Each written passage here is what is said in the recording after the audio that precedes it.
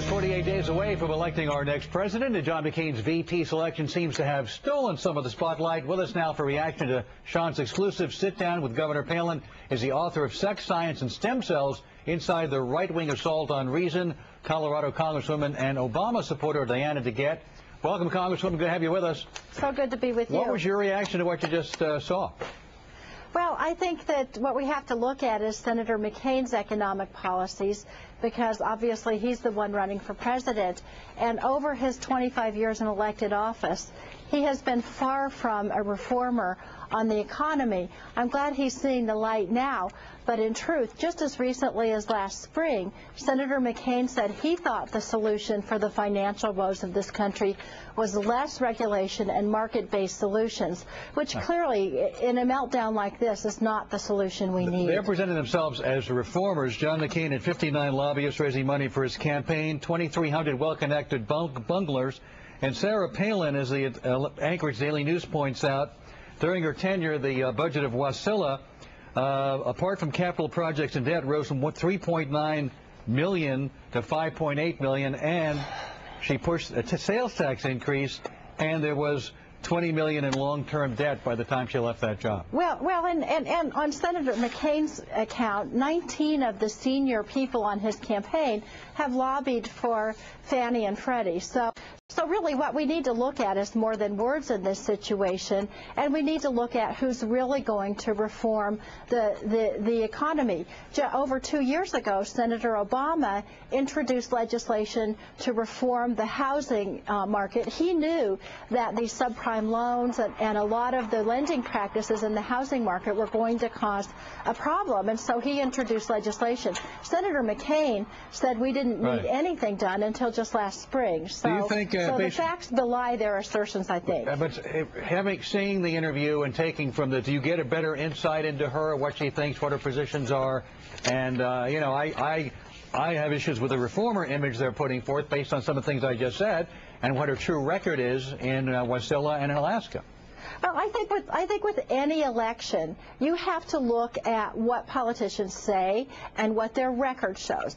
And what Senator McCain's record and frankly Governor Palin's record shows is a long history of advocacy of the free market doing its work, of not having regulation for these subprime loans, and of really operating in that way. So frankly, it's a stretch now at this point to say otherwise, that they're going to actually it's Sean Hannity. Let me correct the record of something you said about as it relates to Senator McCain, because if we get to the Fannie and Freddie and a lot of the crisis that we're talking about in the financial markets, he was a co-sponsor, and I have from the congressional record, this was the Federal Housing Enterprise Regulatory Reform Act of 2005. He talked about with pinpoint accuracy what would happen with Freddie and Fannie and financial institutions. Let me read to you his last paragraph when he co-sponsored it. He said, I join as a co-sponsor of this Reform Act of 2005 to underscore my support for a quick passage of regulatory reform legislation.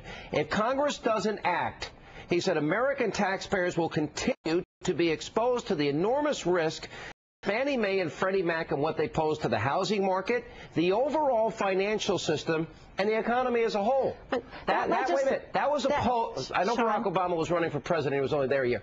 That was opposed and blocked by the Democratic Party. Because, Sean, that bill didn't really reform the Fannie and Freddie Mac. It actually did. I have the details of it right here in front of me. I can explain it to you if you'd like to know about it. What it simply did was it continued more of the same system. And in fact, we never did have real reform because it was blocked by a lot of the Republican leadership in the Senate, including Senator McCain, who is the chairman of the Senate Commerce Committee. Let me ask you this question. Of the 354 lawmakers who received money from Freddie and Fannie, including Senator McCain. Can I finish? From 1989 to 2008, number one recipient was Chris Dodd, and only 3 years of those 9 years was Senator Barack Obama.